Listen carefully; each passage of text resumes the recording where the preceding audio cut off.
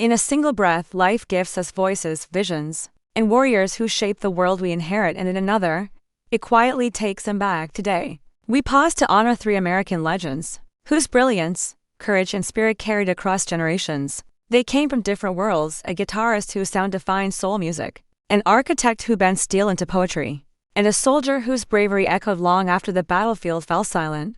Their stories end this week, but their legacies remain written into our culture, our cities, and our history. Tonight, we remember them not for how they left us, but for how deeply they lived.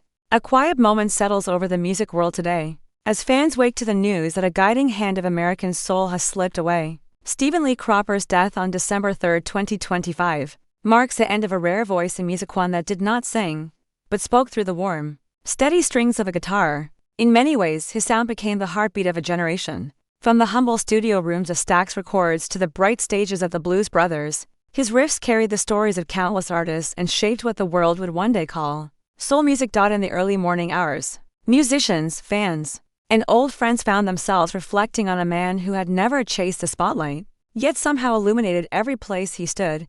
His guitar lines were simple, steady, and deeply human. They sat between the notes of history and emotion, echoing across decades of American life. Those who knew him say that Stephen Cropper never changed. Even as his music reached around the world, he stayed grounded in gentle humor, steady discipline, and a belief that music should serve people, not the other way around.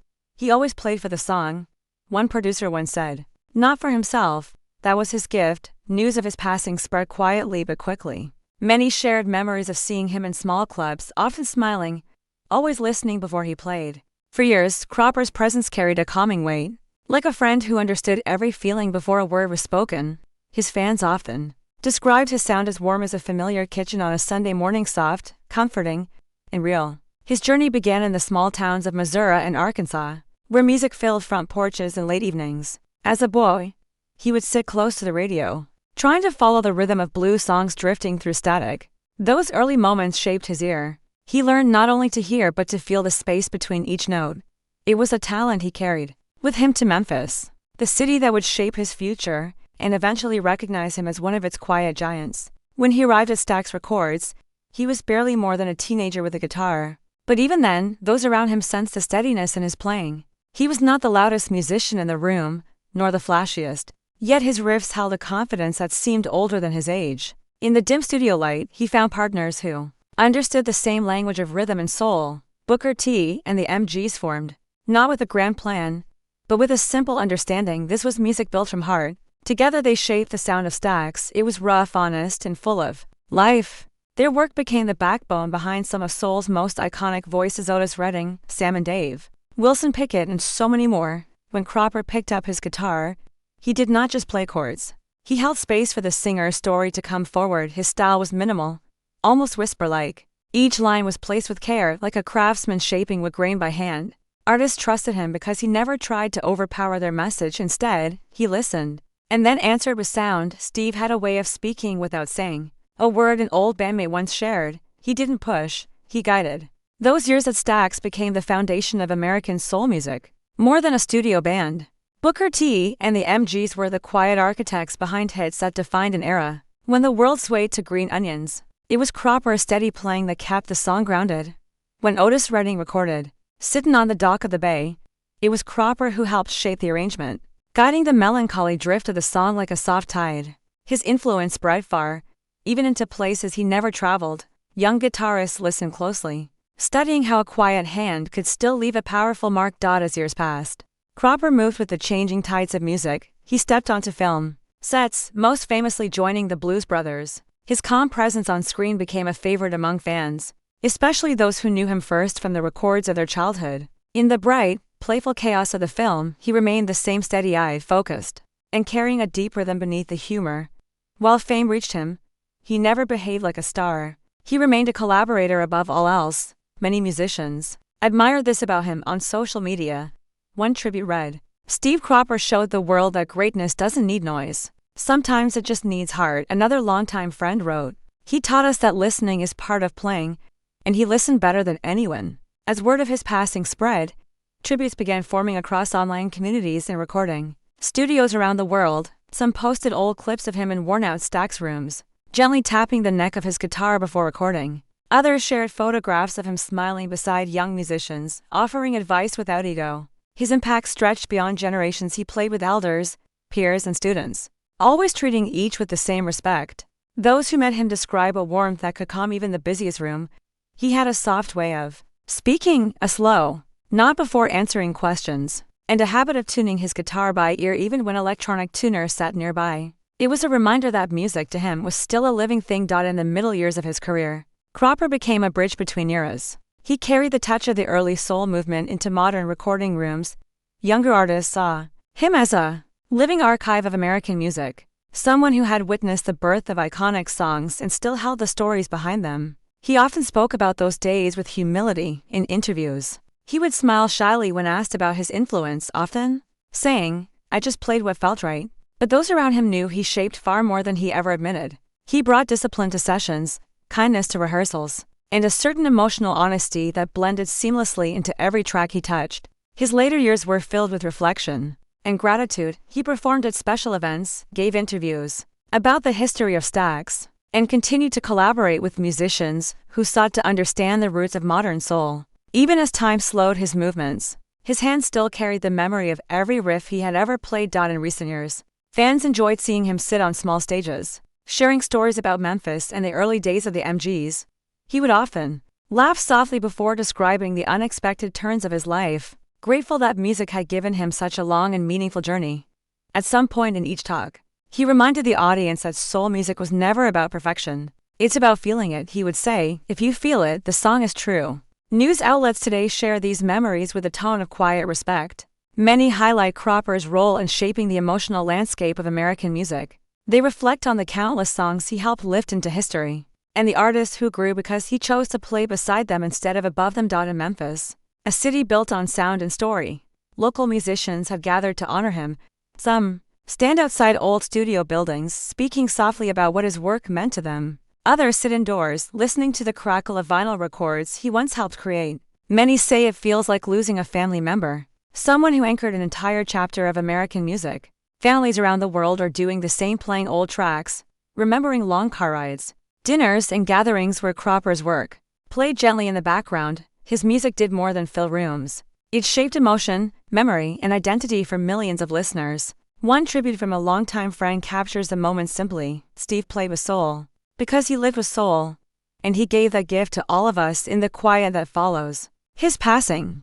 What remains is the unmistakable tone of his guitarist sound that balanced strength with tenderness. It is a sound that helped lift artists like Otis Redding, a sound that held its place in film, and a sound that continues to inspire guitarists learning their first chords. As this chapter closes, Stephen Lee Cropper leaves behind a legacy built not from spotlight or fame, but from service to the music he loved. His riffs will continue to echo in the halls of soul, blues, and rock.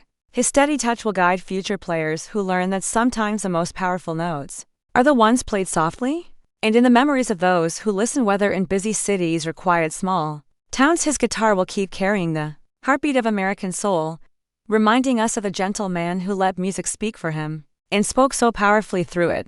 A gentle hush settles over veterans' halls and tribal communities today, as the quiet news spreads that a deeply respected warrior has taken his final journey home. Charles Norman Shay's passing on December 3, 2025, brings to a close the long life of a man whose courage, service, and cultural pride guided generations. He carried stories from Omaha Beach, memories from Korea, and the wisdom of the Penobscot people with a steady spirit. His life was a bridge between history and hope, and his voice became a reminder that true strength often lives in silence. In the hours following the announcement, tributes began appearing across social media and community pages. Many came from younger Native veterans who had met him only once, yet felt changed by his presence. Others came from families who traveled to Normandy and found him standing on the shores, telling stories that the world should never forget. One message said simply, "He honored the past so the future could understand." Another read, "He taught us that bravery is not loud, it is steady." Born in Maine, Charles Norman Shay grew up close to the Penobscot River, surrounded by the stories and traditions of his people. As a child, he listened closely to elders who spoke about courage, community, and responsibility. Those early lessons became the foundation of his life. When he later said he felt called to protect others, it was a reflection of that upbringing, a belief that service was not a duty, but a gift. When he entered the military, he carried those teachings with him. At just 19 years old, he found himself on a ship bound for Normandy, part of a mission larger than he could yet understand. On June 6, 1944, he landed on Omaha Beach as a medic with the 16th Infantry Regiment. The chaos of that day left deep marks on the world and even deeper ones on the men who survived it. Shay was one of the few caught in the waves and gunfire. He worked without pause, pulling wounded soldiers from the cold water, dragging them to safety, and doing everything he could to keep them alive. His courage saved many lives. Later, when asked how he found the strength, he would answer softly, "I could not leave them. They were my brothers." The mid-body of his story is filled with quiet moments that shaped him, moments of pain, resilience, and reflection. After surviving the war, he returned home, but the world had changed still. His sense of duty remained.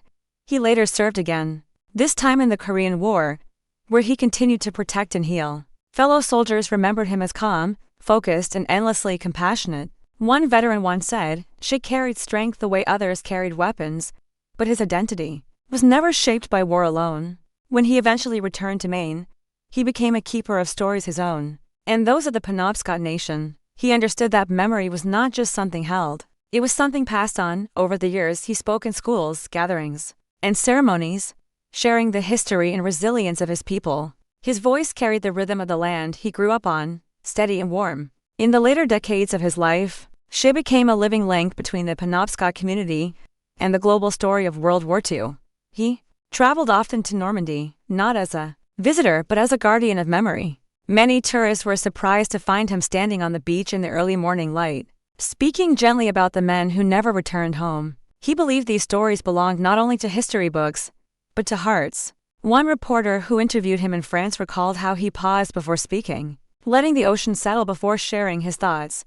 "These shores hold voices," he said. "I come here to listen." Even as age slowed his steps, his purpose remained strong. He helped establish memorials honoring Native American soldiers who fought on D-Day, ensuring their names would never fade. Students who studied the war often wrote letters thanking him for giving them a clearer picture of courage. Families who met him at ceremonies described him as warm, humble, and deeply patient. In the center of his life story lies the balance he held so gracefully between warrior and healer, soldier and storyteller, modern veteran and tribal elder. For the Penobscot Nation, he became a guide, encouraging young people to learn their roots and walk with pride. His gentle leadership shaped community events, cultural projects, and historic preservation efforts. Many say his influence helped strengthen the connection between past and present for countless families. As word of his passing spread, the Penobscot community entered a period of reflection. Elders gathered to share memories, recalling how he offered guidance without judgment. Younger members spoke of how he made them feel seen, valued, and connected to their heritage. One social media post from a Penobscot youth read, "He taught us that our stories matter. He made us believe we belong." Veterans groups across the United States also honored him. Some shared old photographs of Shay standing proudly in uniform. Others posted clips of him speaking at ceremonies, reminding the world that sacrifice should never be forgotten. Messages came from military historians, museum curators, and even former diplomats who had walked with him in Normandy. Each tribute carried the same theme: respect. In the mid-body moments of his later years, Shay continued to travel, teach, and reflect. He spoke openly about the emotional weight he carried, offering comfort to younger soldiers who struggled with memories of their own. He believed healing was a shared journey. Many who met him said they left those conversations lighter, as if he had lifted a small part of their burden. His connection to the land, the water, and the stories of his people remained central. On quiet days, he would visit the river banks near his home, listening to the wind move through the trees. He said it reminded him of childhood, before the world turned to war. Those who knew him well said these moments brought him peace. As age pressed forward, he took great care to ensure that the history of Native veterans would not be forgotten. He worked with scholars, activists, and community leaders to gather names, stories, and photographs. His goal was simple yet powerful: to honor every Native soldier who had served, no matter how distant the memory. Today, that effort stands as one of his most important legacies. In the final passages of his life, Shay was surrounded by love, respect, and gratitude. His family remained close, supporting him through the challenges of old age. In one of the most shared family quotes today, a relative wrote, "He carried so much, yet he always moved with kindness." Another family member added, "He showed us what it means to serve not just in war, but in life." Now, as the world pauses to remember him, the image of Charles Norman Shay becomes clear. A warrior, yes, but also a healer, a teacher, a cultural guardian, and a man who understood that honor was not found in medals alone, but in the way one lives others. His passing closes a chapter that stretched across continents and generations, but the impact of his life continues to echo. It echoes in the waves at Omaha Beach, where he once saved the lives of young men who never forgot him. It echoes in the Penobscot community, where his wisdom shaped younger voices. And it echoes in the hearts of those who heard his stories, learned from his courage, and felt his compassion. As this chapter fades into quiet reflection, the legacy of Charles Norman Shay remains strong. He proved that bravery can rise from humility. He proved that history lives through those willing to speak it. And he proved that one life lived with purpose can guide countless others. Though he has left this world, the path he walked continues forward, steady, brave, and lit by the stories he carried for so long. His spirit now joins the ancestors he honored, and his memory stands tall among the warriors who shaped our world. A soft silence settles over studios, classrooms, and city plazas today, as the world wakes to the quiet news that one of architecture's boldest dreamers has taken his final bow. Frank Gehry's passing on December 5, 2025, marks the end of a life spent bending reality into shape. For more than half a century, he pushed the boundaries of form and imagination, turning steel, glass, and sweeping curves into living sculptures. His buildings did not simply rise from the ground, they moved, breathed, and carried emotion. From the shimmering folds of the Guggenheim Bilbao to the flowing lines of the Walt Disney Concert Hall, his work changed how the world sees space. In the hours after his death was confirmed, messages began to fill the digital world. Architects, students, artists, and travelers shared memories of standing before his buildings for the first time. Many described the same feeling, a mixture of wonder and disbelief, as if the structure in front of them had stepped out of a dream. His work made us look twice. One tribute read, "It reminded us that imagination has no ceiling." Frank Gehry's story began far from the grand skylines he would one day reshape. Born in Toronto and raised in a modest home, he spent his childhood exploring simple materials: cardboard, wood, scraps of metal. Those early experiments carried a quiet magic. He learned that everyday objects could become something new with a slight twist, a fresh angle, or a sudden burst of curiosity. It was a small seed of creativity that would later expand into an entirely new language of architecture. When he moved to Los Angeles, Gehry found a city full of unfinished ideas. The sunlight, the diversity, and the mix of cultures created a world that welcomed experimentation. He studied, he worked, and he watched how people lived. Slowly, his style began to grow unpredictable, flowing, and rooted in emotion. He once said he wanted buildings to feel like music, rising and falling, guiding people through spaces the way melodies guide listeners through sound. By the time he designed his own home in Santa Monica, his spirit of risk had reached full strength. The structure confused neighbors at first. People joked about its odd shape and raw materials, but inside the profession, it became a spark. Something new was happening, something brave. The house was not an answer, it was a question. And that question reshaped the path of modern architecture. Then came the project that changed everything, the Guggenheim Museum in Bilbao. At first, some doubted the idea. A sculptural building of metal waves in a small Spanish city? It sounded impossible. But Gehry saw a possibility where others saw limits. When the museum opened, the world paused. Travelers stood in the plaza, staring at the building as sunlight danced off its curved titanium skin. Critics called it a masterpiece. Locals called it a miracle. And the global press described it as a building that put Bilbao on the map. For Gehry, the impact was deeply personal. His design didn't just change a skyline, it changed a city's life. Years later, a city official remembered, "Frank didn't just design a building. He gave us hope." That hope spread far beyond Spain.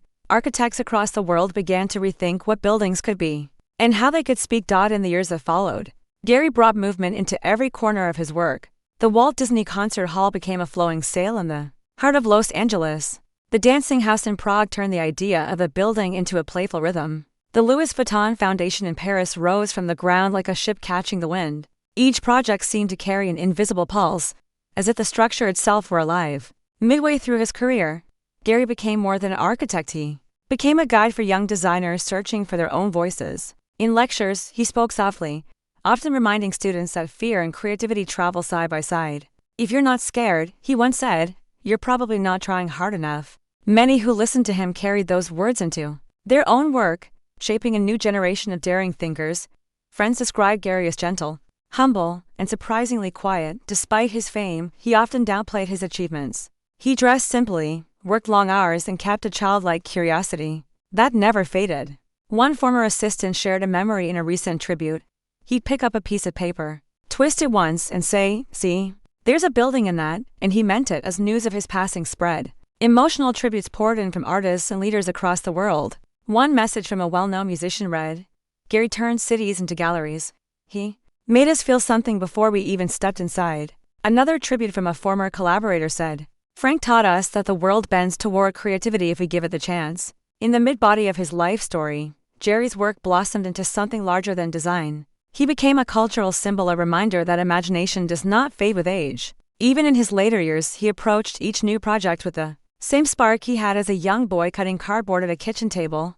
Age slowed his steps, but not his ideas. Many remember seeing him on construction sites, leaning in close, studying curves with a careful eye. Workers said he treated everyone with equal respect, from crane operators to senior engineers. He believed architecture was a shared effort, not a one-man performance. "Architecture is teamwork," he said many times, and he lived by that belief. Even near the end, Gehry continued to draw. His sketches carried the same loose energy that made his buildings feel alive. Some say his hands seemed to move faster than his thoughts, shaping lines like waves on water. There was a sense that he wasn't copying the world around him, he was trying to capture what it felt like to dream. Today, his influence stretches across continents. Students in distant schools study his curves and sketch their own visions. Cities with crowded skylines still hope for a touch of the emotion his buildings brought. And millions of visitors continue to stand in front of his creations, feeling the same wonder people felt decades ago. As tributes fill social media, one message stands out for its simplicity. Frank Gehry reminded us that buildings don't have to be still. Another reads, "He designed with heart. You could see it in every line." His passing leaves an empty space, not just in architecture, but in the emotional landscape of art itself. Yet the silence that follows is gentle. It carries gratitude, it carries memory. Because Gehry's work was never meant to be admired only once. It was meant to be lived with, to change meaning as the world changed around it. His buildings shift with the light, with the season, with the mood of the people walking by. They continue to move long after the artist has stepped away. In this moment of reflection, many return to Bilbao, Los Angeles, and the other places where Gehry left his mark. Tourists lift their phones to capture the curves. Locals walk past with quiet recognition, and young children, much like Gehry once was, press their hands against cool metal walls, imagining what they might create someday. As this chapter comes to its close, the legacy of Frank Gehry stands bright. He proved that architecture can rise beyond function and become emotion. He proved that cities can dream, and he proved that imagination, when trusted fully, can reshape the world. Though he has left us, the structures he created continue to move, with light and shadow whispering his vision into the future. And in each curve, each wave, and each bold shape, his spirit endures.